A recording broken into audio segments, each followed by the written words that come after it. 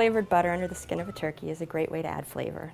You can flavor the butter any way you want. This butter has some sage and salt and pepper in it. Any kind of herb or spice that you like is easy to put in.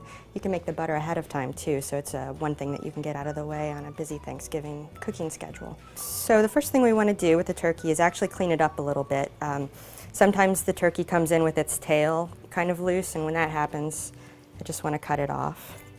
And the other thing that I like to do when a turkey is split like this, when the skin is further back, is to even it out a little bit, because as it roasts, the pressure is going to be on this part of the skin and it may split back really far. So I usually just give it a little snip right here to help even out the pressure. All right, before we put the butter under the skin, we have to loosen up a pocket to get it under there. You want to be gentle when you do this so that you don't tear the skin. So you just sort of slide your hand back in there.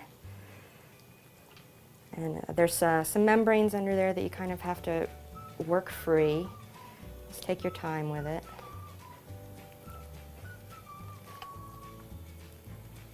And then get the other side. I'm just sort of using a sweeping motion underneath the skin.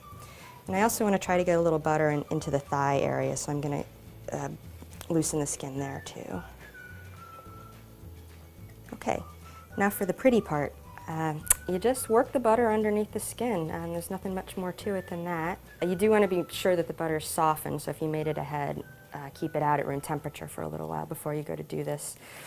So I'm using one hand to apply the butter, and I'm keeping another hand on the outside, and as I put the butter underneath, I'm using the hand on the outside to spread it, sort of massage it over the turkey. Go to the other side.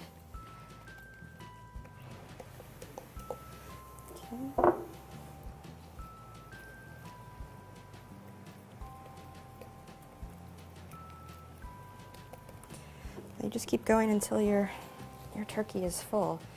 One stick of butter is about enough for a turkey of 14 to 16 pounds or so.